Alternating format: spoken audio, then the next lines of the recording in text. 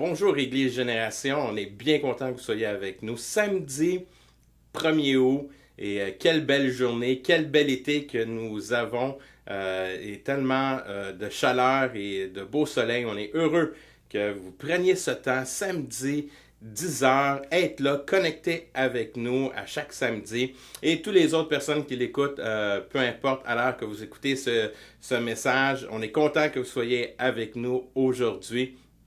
Et je veux simplement faire des petits remerciements aujourd'hui. Vous le savez, à chaque semaine, on enregistre, mais il y a toujours quelqu'un en arrière de la caméra. Et ce matin, j'aimerais ça simplement dire un beau merci à Étienne Lafleur, qui est chaque fois qui enregistre le message, qui travaille en arrière, qui enlève tous les bloopers qui peuvent être dits. Fait qu'un grand remerciement à Étienne pour tout ce qu'il accomplit en arrière de la caméra. Et juste avant d'aller plus loin dans le message, on vous encourage aussi de partager le message durant aujourd'hui et aussi interagir. Pour tous ceux qui sont samedi à 10h, que vous êtes en train d'écouter le message, de simplement interagir sur notre nouvelle plateforme, de pouvoir commenter à travers le message. C'est tellement un moment enrichissant. Donc, qu'on puisse interagir et avoir un bon temps, mettre les petits cœurs et aussi de donner ses commentaires. C'est une bénédiction et c'est encourageant pour nous quand on apporte la parole. Donc, soyez actifs ce matin et aussi de pas oublier de partager le message sur les réseaux sociaux, sur votre Facebook, aussi de vous abonner à notre chaîne YouTube, ou aussi de vous abonner à notre page Facebook ou Instagram, donc on puisse annoncer la bonne nouvelle de cette façon-là.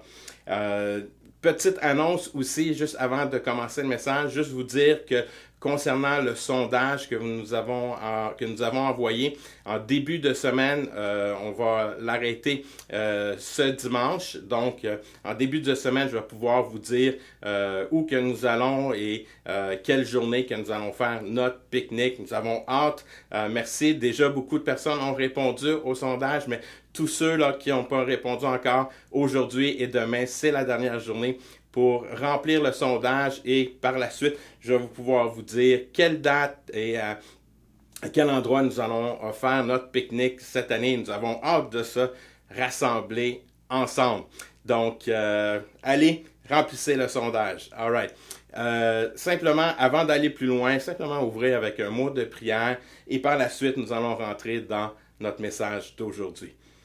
Père éternel, je viens devant toi ce matin et je te demande ta présence. Sois présent, Seigneur, avec moi et avec toutes les personnes, Seigneur, qui écoutent ce message. Peu importe l'heure que les personnes écoutent ce message, Seigneur, que tu puisses être présent, que tu puisses toucher. Seigneur, c'est ta parole qui vient, qui nous transforme et qui vient faire son œuvre. Et Seigneur, agis puissamment, que moi je puisse abaisser, toi, que tu puisses être élevé. C'est toi qui transforme, c'est toi qui change les vies. Et Père, on s'appuie sur ta parole. Viens et fais ton œuvre. Merci. Parce que tu es là. Merci parce que tu nous aimes. Père, nous sommes reconnaissants que tu es un Dieu d'amour, que tu m'aimes et Seigneur, que tu es là. Et fais ton œuvre, Seigneur. Tu connais les besoins de chaque personne.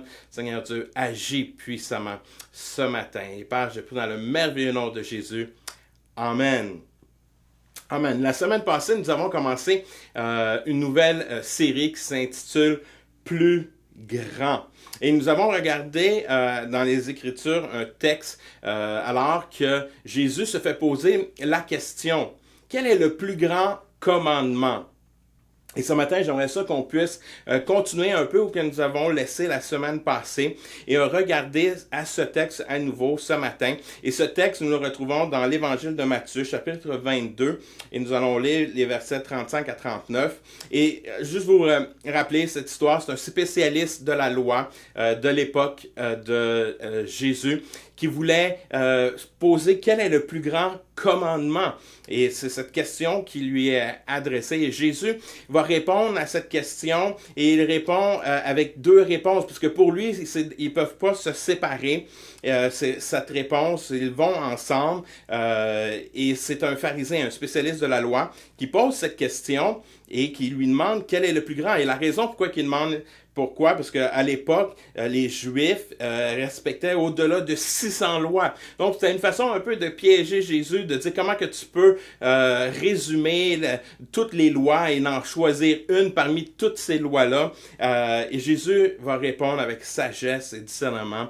Il va répondre quelque chose de tellement profond pour nous. Et c'est notre passage pour cette semaine aussi. Matthieu 22, 35 et 39 qui nous dit « Et l'un d'eux, un spécialiste des Écritures, voulut lui tendre un piège et lui demanda « Maître, quel est le plus grand commandement de la loi? » Jésus lui répondit « Tu aimeras le Seigneur ton Dieu de tout ton cœur, de tout ton être, de toute ta pensée. » C'est là le commandement le plus grand et le plus important. Et voici le second commandement qui est d'une importance semblable. Et c'est là qu'on le voit que c'est vraiment presque au même niveau. Tu aimeras ton prochain comme toi-même.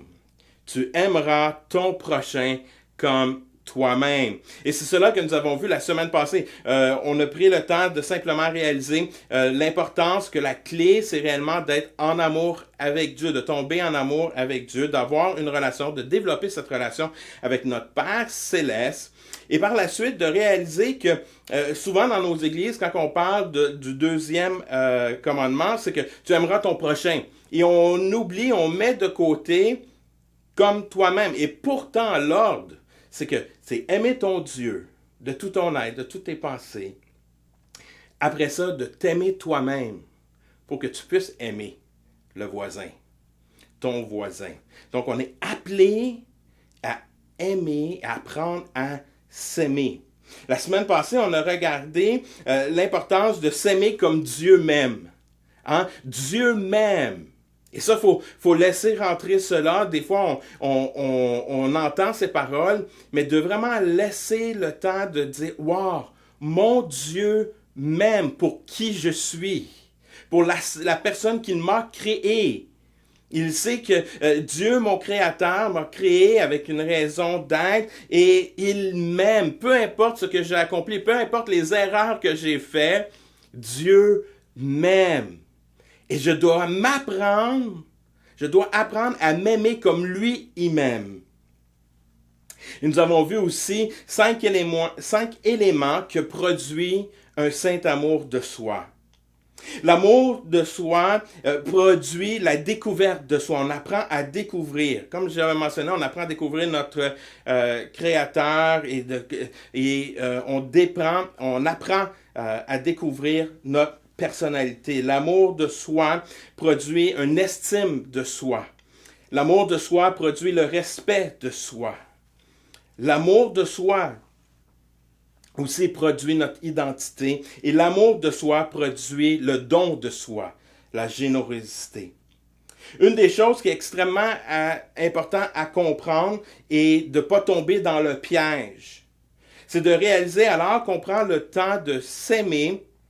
Il faut réaliser que l'important, c'est de s'aimer c'est important de s'aimer et être centré sur Christ. Parce que la réalité, si nous prenons le temps de s'aimer et sans être centré sur Christ, c'est simplement être centré sur soi. C'est extrêmement important qu'on puisse bien comprendre, parce que si j'apprends à m'aimer sans être centré sur Christ, je vais tomber dans le piège d'être simplement centré sur soi. Et je vais devenir égoïste. Et c'est ça l'apôtre Paul dans 2 Timothée chapitre 3, vous allez voir quand il parle de 1 à 5, qu'il va parler que l'homme de la fin des temps va être égoïste, fanfaron. Et il donne toute une description de comment que l'homme peut être quand il est centré sur lui, égoïste et fanfaron et plein d'autres éléments qui vont être nommés à l'intérieur du texte. De là, l'importance de toujours être centré sur la croix. Apprendre à s'aimer, c'est apprendre à réaliser que je dois être centré sur Christ. ma relation avec Dieu. Alors que je découvre ma relation, que j'ai ma relation avec Dieu, c'est là qu'il y a vraiment une transformation qui va se produire avec moi. C'est là que tout ce que je vous ai mentionné, les 5 éléments que je viens de vous demander, mais tout commence à être centré sur Christ. Et cela est extrêmement important, c'est la clé. La clé, c'est d'être centré sur Christ. Sinon, on va tomber dans le piège de devenir simplement égoïste. Mais il est extrêmement important d'apprendre à s'aimer. Et je vous encourage, si vous n'avez pas vu le message de la semaine passée, de simplement aller sur notre chaîne YouTube et de cliquer sur le premier message et vous allez tout avoir au complet. Maintenant, ce matin, j'aimerais ça te dire aussi que s'aimer, c'est être honnête avec soi. S'aimer, c'est être honnête avec soi-même. Être honnête avec soi, c'est le début de vivre le vrai changement. Le vrai changement dans notre vie, la vraie transformation que nous allons expérimenter dans notre vie commence quand nous sommes réellement honnêtes avec soi. Quand j'apprends à confesser, quand j'apprends à mentionner les bonnes qualités que je peux vivre, mes forces, mais aussi quand que je suis capable de confesser mes péchés. Quand je suis capable de confesser les erreurs que je commets. Cela va m'amener à vivre le changement. Mais cela m'emmène à vivre honnêtement avec moi-même. Et cela est difficile. Savez-vous quoi? Souvent, nous tombons dans le piège du mensonge envers nous-mêmes. Des fois, on se ment à nous-mêmes. On se fait des accroires. On se justifie pour des décisions qu'on prend. Puis en réalité, c'est juste que je me suis menti à moi-même. Parce que j'ai accompli quelque chose des fois que moi-même, je ne suis pas en accord avec. Même l'apôtre Paul va le dire dans ses écrits qu'il y a des fois, je fais des choses que je n'ai même pas le goût de faire. Cela, ça nous arrive à tous. Mais il faut être honnête avec soi. Si nous voulons vivre un vrai changement à l'intérieur, si nous voulons apprendre à nous aimer réellement, il faut apprendre à être honnête avec soi. C'est de commencer simplement à confesser la vérité. De confesser la vérité dans notre vie. Être honnête. Voyez-vous, il y a un beau texte dans l'évangile de Jean, chapitre 4, et je vous encourage à le lire. On ne le lira pas aujourd'hui parce que ce serait trop long de rentrer dans toute l'histoire, mais c'est une histoire que la plupart d'entre vous connaissez. On la retrouve dans l'évangile chapitre 4 de Jean, qui nous parle de cette femme samaritaine.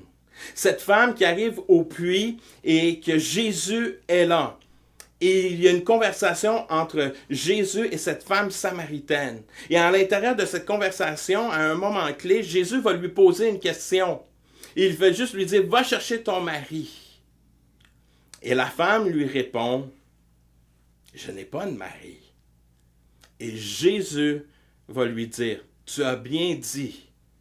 La réalité, c'est que tu avais 5 maris et présentement, avec l'homme que tu es, tu n'es pas marié avec. Voyez-vous, cette femme, elle a dit la vérité. C'était pas quelque chose qui était facile à mentionner, à dire à un étranger. Ça aurait été beaucoup plus facile de dire un petit mensonge blanc pour simplement éviter la conversation. Mais Jésus est arrivé à défier, a simplement posé cette question et cette femme a été honnête. Elle a confessé et sa vie a été changée et transformée complètement. Je crois que si on veut vivre une vraie transformation personnelle, cela commence par être honnête par soi et c'est la meilleure façon de s'aimer. Apprendre à être honnête avec soi-même. Apprendre à s'aimer puis accepter qui je suis. Je dois apprendre mes qualités, mes forces comme je vous mentionne. Mais c'est tellement facile de tomber dans ce piège de se mentir à soi-même. Mais ce matin, je veux t'encourager à être authentique avec toi et faire face aux défis que tu fais face. C'est pas quelque chose qui est facile de énumérer, de mentionner, de déclarer, de confesser. C'est pas quelque chose que même c'est naturel. Ça va contre nous. C'est pas, non, on va se justifier au lieu de vouloir confesser la vérité. Apprenons à confesser la vérité. Et cela est le début d'une transformation. C'est là que, alors qu'on confesse la vérité, mais c'est là que j'apprends à m'aimer. C'est là que j'apprends à m'accepter moi-même comme je suis. Et c'est là que Dieu peut me façonner. Et c'est là que Dieu fait son œuvre. Et c'est là que je deviens de plus en plus un reflet de qui est Jésus. Parce que voyez-vous, Jésus est la vérité. Et il veut que nous aussi, que nous marchions dans cette vérité. Et plus que je marche dans l'honnêteté avec moi-même, c'est à partir de ce moment-là que je deviens de plus en plus une lumière comme Jésus. Et c'est là que j'apprends à m'aimer. Et j'apprends à aimer qui je suis. Soyons honnêtes, frères et sœurs. Soyons honnêtes. N'ayons pas peur de confesser. S'aimer, c'est établir des limites. Voyez-vous, je crois qu'il est extrêmement important que, oui, nous sommes appelés à aimer et à être honnête avec soi, mais c'est aussi s'aimer, c'est établir des limites dans ma vie. Voyez-vous, je crois qu'il y a une grande différence entre établir des limites et construire une muraille à l'intérieur de nous. Souvent, dans certains d'entre nous, quand nous vivons des moments difficiles, que nous avons expérimenté des blessures, il y a eu des situations, des circonstances dans notre vie qui nous sont amenées à vivre et nous avons mis un mur. Ce matin, je ne veux pas vous enseigner à bâtir des murs. Mais je suis là pour vous encourager à établir des limites dans notre vie. Voyez-vous, quand on construit des murs à l'intérieur de nous, c'est qu'on est en train de s'isoler. On a l'impression de se protéger, mais la réalité, nous sommes en train de nous isoler et on est en train d'essayer de se protéger, de vivre des émotions et à cause qu'on a peur d'être reblessé. Mais ce matin, je crois que ces murs-là doivent tomber dans nos vies. Mais nous devons apprendre à vivre et établir des limites dans ma vie.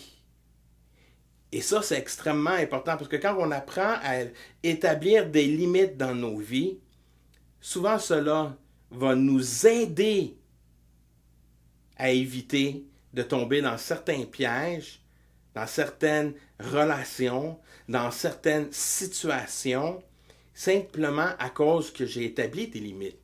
Mais mes limites ne m'empêcheront jamais d'être vulnérable.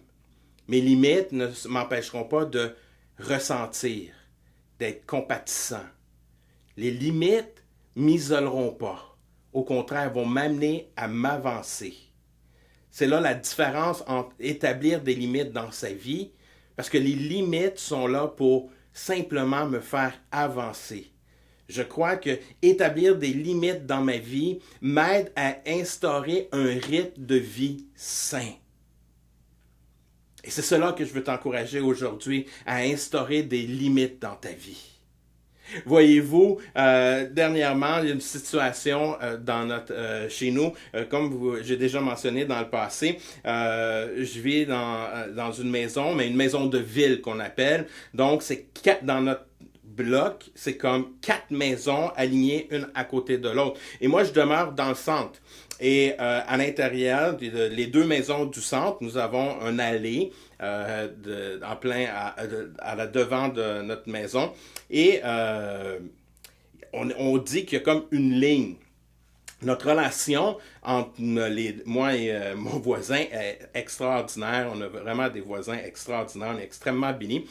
Mais ils ont pris une décision dernièrement de vouloir installer un banc. Et ils m'ont demandé la permission pour pouvoir dire, hey, ça te dérange-tu si ça va pas, ça dépasse un peu le milieu et tout ça. Et je dis, moi, j'ai aucun problème. Ça va tellement bien, nous deux et tout ça. Et par la suite, nous avons parti en vacances. Et quand je suis revenu, j'ai réalisé qu'ils ont réellement fait attention. Ils n'ont pas dépassé, ils ont voulu respecter la limite. Et j'ai été leur voir et j'ai posé la question, je dis, tu sais, je vous avais donné la permission, il dit, ouais, mais Eric, je dis, j'ai pensé par après, je dis, si un jour vous quittez, vous vendez votre maison, puis il y a de nouveaux propriétaires qui viennent, puis que eux, notre relation n'est pas aussi bonne, puis là, ils me demanderaient de tout redéfaire, qu'est-ce qu'on a fait. Je trouverais ça vraiment plate. Que j'ai voulu faire attention et vraiment respecter les lignes. Voyez-vous, établir des lignes dans nos vies, c'est simplement pour apprendre à vivre ensemble et avoir un respect. Savez-vous, une des choses qui est bien puis que j'ai apprécié à travers cette situation qui me fait réfléchir, c'est que chez nous, oui, il y a ces lignes qui sont importantes, qui délimitent ce que j'ai payé. C'est ma demeure, donc j'ai une cour clôturée qui suit ces lignes. Mais à l'intérieur de ce lieu, c'est moi qui ai le responsable. C'est moi qui ai le contrôle de ce qui se passe à l'intérieur de ces lignes. C'est ma demeure. Elle m'appartient. Donc, je demeure là, j'ai le contrôle de ce qui se passe à l'intérieur et j'en suis le responsable. Et qu'est-ce que je vis à l'intérieur de ces limites, de ma maison? Mais c'est ma liberté, je suis libre, je fais qu'est-ce que je veux à l'intérieur de ma maison. Voyez-vous, instaurer des limites dans votre vie, c'est cela aussi. C'est d'apprendre à vivre et de dire, OK, voici les lignes que je mets, les lignes que je préétablis. Ces lignes sont là pour simplement que je puisse établir un rythme de vie sain dans ma vie, que j'ai un contrôle dessus, que je réalise c'est moi qui en ai responsable, et cela m'amène à vivre une pleine liberté. Je crois que c'est extrêmement important dans chacun de nos vies qu'on établisse des limites. Voyez-vous, on le fait avec nos enfants. On leur enseigne d'établir des limites dans leur vie. On leur enseigne plein de fois de dire, combien de fois qu'on va leur enseigner de dire, non, tu ne peux pas faire telle chose. Dans la maison, tu n'as pas le droit de toucher à ça. Tu as besoin de l'autorisation de ton père, tu as besoin de l'autorisation de ta mère. On établit des limites. On le fait avec nos enfants, mais il faut le faire dans notre propre vie aussi. Il faut établir des limites. Je t'encourage à établir ces limites dans ta vie. Une des choses que je voudrais t'encourager aussi à faire, alors que c'est important d'établir des limites dans notre vie, c'est d'apprendre à dire non. Savez-vous quoi? C'est une des grandes choses que je crois que c'est beaucoup d'entre nous, nous avons de la difficulté à dire non. Établir des limites, c'est apprendre à dire non. Dans ma vie, il y a des endroits, des fois, il faut que j'apprenne à dire non. Savez-vous, il y a une belle histoire, encore une fois, dans les Écritures que nous retrouvons. Je vous encourage à lire le chapitre Exode, chapitre 18. C'est l'histoire de Moïse et son beau-père Jéthro. Moïse, alors qu'il a la responsabilité du peuple. Et il est là, à chaque fois qu'il y a une situation, le peuple va voir Moïse. Va voir Moïse pour les conseils. Et tout le peuple dépend de Moïse. Et Jéthro va arriver et va dire, « Hé Moïse, ce que tu fais, c'est en train de te ruiner. C'est pas bon pour toi et c'est pas bon pour le peuple. Il faut que tu apprennes à établir des limites. Il faut que tu apprennes à déléguer. Prends des hommes qui vont être remplis de l'esprit et qui vont eux aussi prendre la tâche. Tu ne peux pas prendre toute la tâche sur toi. Établis des limites. Voyez-vous, je crois que c'est extrêmement important dans notre vie qu'on doit établir des limites. À maintes reprises, nous voyons dans les Saintes Écritures Jésus établir des limites. On voit Jésus à un certain moment donné, alors que la foule est présente. Jésus vient d'enseigner la foule, et la foule est là, puis elle veut s'avancer. Jésus va dire à ses disciples, embarquez dans la barque et je vais vous rencontrer de l'autre côté. Dans ce temps-là, Jésus est en train d'établir une limite entre la foule et ses disciples et entre lui. Il va s'occuper de la foule, les disciples quittent. Donc Jésus est en train d'établir la limite, les disciples quittent, il disperse la foule et par la suite, ce que Jésus fait, il va aller dans la montagne et prier. Wow! Jésus établit des limites. Quelles sont les limites que tu as dans ta vie? Quelles limites que tu as établies? Il faut que tu apprennes à dire non. C'est pas notre responsabilité de répondre à tous les besoins comme Moïse. Et si Jésus a établi des limites, je crois que nous sommes appelés à apprendre à établir des limites. J'aimerais ça prendre quelques instants et dire aux hommes, quand votre épouse vous dit non, eh bien, c'est non. C'est simple comme ça. Savez-vous, une des choses qu'on doit apprendre aussi avec le non, souvent, il faut comprendre que le non est une phrase complète. Non. Des fois, nous, c'est non et on se justifie par la suite. Il y a des fois, c'est simplement apprendre à dire non. Et c'est tout. Je sais qu'on est dans une société présentement où qu'on veut tout expliquer, et même avec nos enfants. Nos enfants vont être là, ils vont nous tester, ils vont nous poser des questions. Il y a des fois, c'est simplement non. J'ai pas à justifier, j'ai pas à dire pourquoi, à expliquer. Non. Tu vas te coucher à 7 heures ce soir, et c'est tout. Oui, mais pourquoi? J'ai des amis. Non. Ça finit là. Là, on établit la limite. Non. Non, c'est non. Nous n'avons pas besoin à se justifier. Non est une phrase complète. Souvent, on entend des clichés dans l'histoire. Souvent, quand il y a entre couples, l'homme va aller voir sa tendre moitié, puis « Ah, t'es belle, t'es beau », et ta femme te dit « Non ». Souvent, tu te dis, pourquoi qu'elle me dit, oh, elle a mal à la tête, elle a mal au ventre, elle sait ça? Parce qu'elle a simplement essayé de se justifier. Mais la réalité, la réponse, c'est non. Non, c'est non. Je peux pas aujourd'hui. C'est non. Il faut expliquer, comprendre cela. Non, c'est une phrase complète. Non, c'est non. Ça finit là. Il faut apprendre à développer ses limites. Et des fois, c'est non. On n'est pas la solution de ce monde. La solution de ce monde, c'est Jésus. La solution de ce monde, c'est Jésus.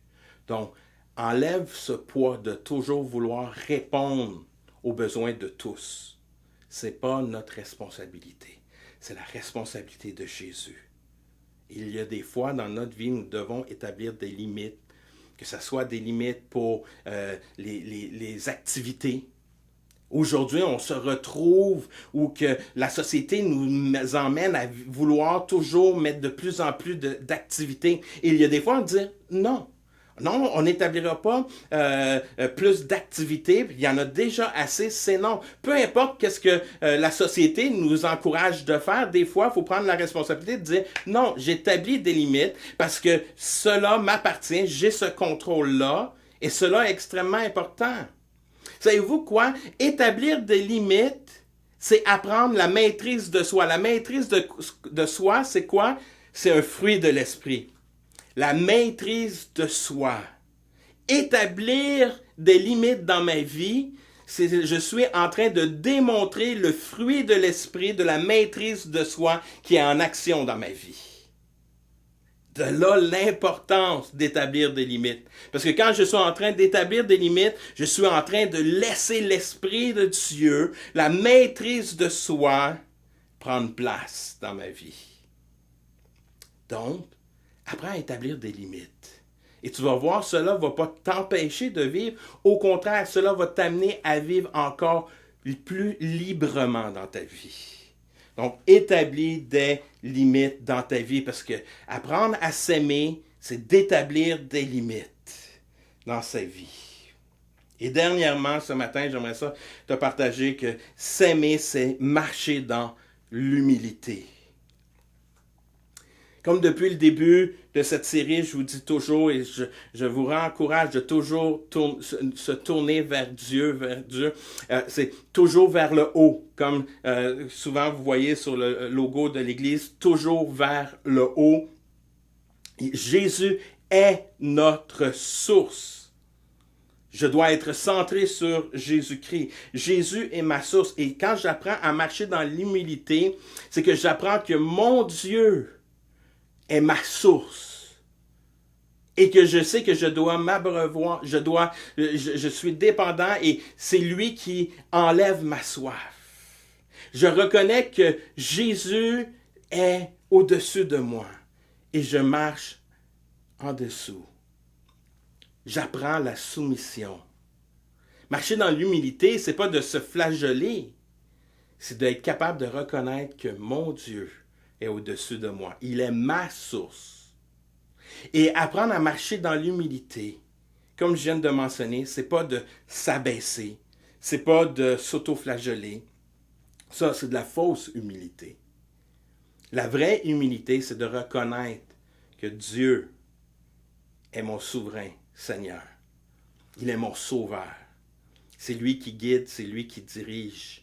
Donc, je me soumets à lui. Je marche avec humilité. Apprendre à m'aimer, c'est de marcher avec humilité dans ma vie. J'aimerais ça te dire aussi et t'encourager d'apprendre de marcher dans l'humilité, c'est d'être assez humble pour réaliser ton besoin d'avoir une personne ressource dans ta vie. Voyez-vous, apprendre à marcher dans l'humilité, c'est de reconnaître que chacun d'entre nous, nous avons besoin d'une personne ressource. Jésus est ma source, mais j'ai besoin d'une personne ressource, que cette personne va faire, qui va être dans ma vie, qui va m'aider à toujours me rediriger à la source. Voyez-vous, quand que j'apprends et j'ai une personne ressource, c'est que j'apprends à marcher dans l'humilité. Voyez-vous, tantôt, quand je vous ai parlé de marcher dans l'honnêteté, de marcher dans la vérité, ici, quand on marche dans l'humilité, j'apprends à confesser à ma personne qui est ressource. Chacun d'entre nous, nous devrions avoir une personne ressource dans notre vie. Quand que nous avons une personne ressource dans notre vie, eh bien, c'est un signe que nous sommes en train de marcher dans l'humilité et c'est un beau signe qui est en train de démontrer que nous marchons, nous apprenons à nous aimer nous-mêmes. Une personne ressource. Voici qu'est-ce que tu devrais rechercher dans une personne ressource. Comme je viens de mentionner, cette personne ressource doit être une personne qui est capable de te rediriger à la source qui est Jésus. Donc, c'est pas simplement avoir une personne qui peut avoir des bons commentaires, qui peut t'encourager, qui a une certaine sagesse, mais c'est une personne qui va être capable de te rediriger à chaque fois à la source, qui est Jésus. Donc, quand tu recherches une personne de ressources, assure-toi que cette personne-là, son but, c'est pas de transformer, à être une meilleure personne, mais son but, c'est de te ramener, de te reconnecter à la source. Elle te redirige vers Jésus. C'est une personne qui va nous aider à nous voir nous-mêmes. La vraie personne. Voyez-vous, comme je l'ai mentionné, souvent on tombe dans ce piège de ne pas être honnête avec soi-même. Quand cette personne de ressources nous connaît réellement et que des fois nous sommes en train d'essayer de nous faire passer une petite vite, la personne de ressources nous connaît tellement bien, est capable de dire « Hey, ça là, qu'est-ce que tu es en train de dire? C'est pas vrai. C'est pas la vérité. » Une personne de ressources, c'est des fois, tu vas arriver et tu vas te dire, oh, je suis tellement pourri, il y a tellement de choses. Puis là, la personne t'arrête de dire, hey, non, ça c'est faux. C'est pas la vérité. Arrête ça, c'est un pur mensonge de l'ennemi. Tu es une personne qui a une destinée. Dieu t'a équipé. Maintenant, tu as un défi. Fais face au défi. Mais arrête de. Ça, C'est une personne qui est vraiment là pour t'aider et qui t'emmène à être une vraie personne honnête, qui est prête qui t'emmène à te voir réellement qui tu es, qui t'aide à devenir la meilleure personne que tu es appelé à être. Voyez-vous, cette personne ressource aussi doit être là pour t'encourager à relever les défis, de faire face aux circonstances que tu vis et qui t'encourage et non pas en train de t'abaisser, pas en train de te décourager. Moi, je parle d'une personne ressource qui n'est pas juste une cheerleader avec des pompons puis qui fait dire « Oh oui, t'es beau, t'es fin ». Non, c'est qui est capable de t'amener la vérité. Voici les défis que tu as dans ta vie. Voici qu'est-ce que tu dois faire. Voici que ce que tu penses qu'il est important de faire, ben accomplis-le. Et que ça va amener une redevabilité. Une personne qui est capable de t'amener des défis et un encouragement. Voilà la réalité. Cette personne de ressources-là t'emmène simplement à maturer et qui t'emmène à t'aimer pour qui tu es. Chacun d'entre nous, nous avons besoin de cette personne ressource dans notre vie. Et je veux t'encourager à avoir une personne ressource. Moi, dans ma vie, j'ai quelques personnes comme ça. J'ai Pasteur Hélène. Pasteur Hélène, pour moi, c'est une personne, une femme de Dieu remplie de l'Esprit et que c'est vraiment une personne ressource pour moi et pour mon épouse. Dernièrement, en fin de semaine, j'ai eu le privilège, la fin de semaine passée plutôt, j'ai eu le privilège, on a eu un temps ensemble et comment qu'elle est toujours une bénédiction. Comment qu'elle nous encourage, nous édifie, nous dit la vérité. Et que après, tu sors de là, tu te dis « Wow, OK, je vais de l'avant ». Et ça, c'est extrêmement important d'avoir des personnes ressources dans ta vie. Moi, je t'encourage à trouver cette personne-là. Parce que quand tu apprends à avoir une personne ressource, c'est que tu as appris à marcher dans l'humilité. Tu as appris à confesser. Tu as appris à partager. Tu as le goût de grandir et à apprendre à t'aimer. Et quand tu apprends à t'aimer, c'est là, comme j'ai mentionné lors du premier message, c'est là qu'on apprend vraiment c'est quoi le don de soi et d'apprendre à être généreux. Voyez-vous l'importance de s'aimer? Quand on prend le temps de s'aimer réellement dans notre vie, l'impact que ça a et l'influence que nous avons.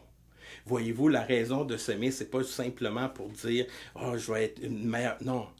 J'apprends à m'aimer, pas pour devenir une simple meilleure personne, non.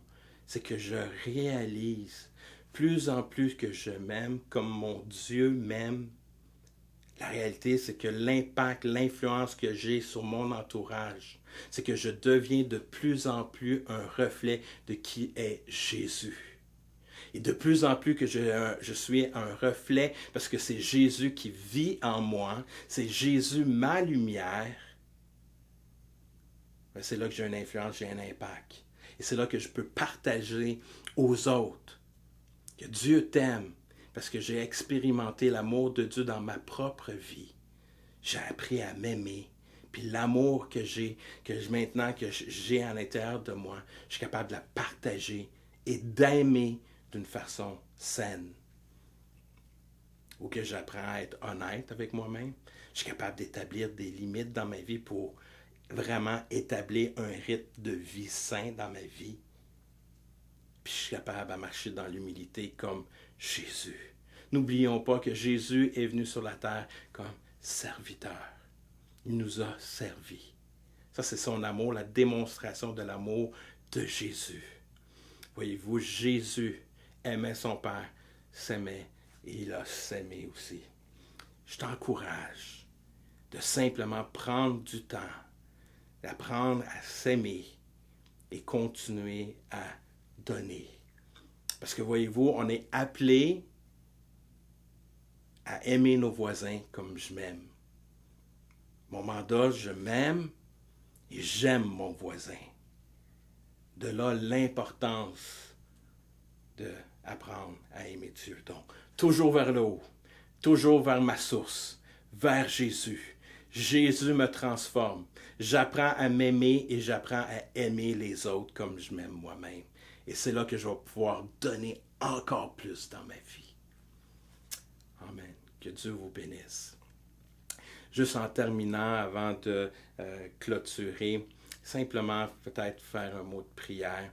Et encore une fois, pour tous ceux qui écoutent ce message et que vous ne connaissez pas le Seigneur, je t'encourage à découvrir Jésus, à le suivre et à expérimenter son amour. Alors que tu expérimentes son amour, que tu vas voir comment il t'aime et que tu découvres cet amour, tu vas voir la vivre pour toi.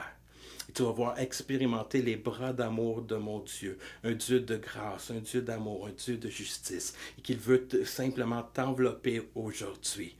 Donc, laisse-toi envelopper par les bras d'amour, et peut-être tu te poses la question, mais comment que je fais simplement en confessant, être honnête, de simplement dire, voici Jésus. Je veux plus de toi. Je veux apprendre de cet amour. Je veux connaître cet amour. Je confesse que je veux expérimenter cet amour. Jésus, viens dans ma vie, enlève tout ce qui n'est pas de toi, arrache tout, Seigneur Dieu. Je veux être honnête avec toi, je veux être authentique, je veux te dire toutes les choses que j'ai pu faire, je le dis, Seigneur. J'ai besoin de ton amour, de ta grâce dans ma vie. Viens et prends la place dans ma vie. Si tu as fait cette prière-là, si tu as simplement mentionné cela dans ton cœur, puis tu n'as personne alentour, je t'encourage de nous contacter. De simplement nous contacter, nous envoyer un courriel, de simplement nous envoyer un courriel à info@églisegeneration.com. Ça nous fait plaisir de rentrer en communication avec toi et nous t'encourageons d'être en contact avec nous ou la personne qui t'a encouragé d'écouter ce message, tu peux rentrer en contact avec cette personne-là aussi. Donc, que Dieu vous bénisse aujourd'hui. Il n'y aura pas, juste en terminant les annonces habituelles, il n'y a pas de Génération Kids aujourd'hui. Et aussi, si vous voulez encourager l'Église Génération financièrement, vous pouvez simplement nous envoyer un don via Interac, don@églisegeneration.com ou simplement aller directement sur notre site Internet et cliquer sur l'onglet faire un don. On vous remercie pour votre contribution et on se revoit samedi prochain. Que Dieu vous bénisse.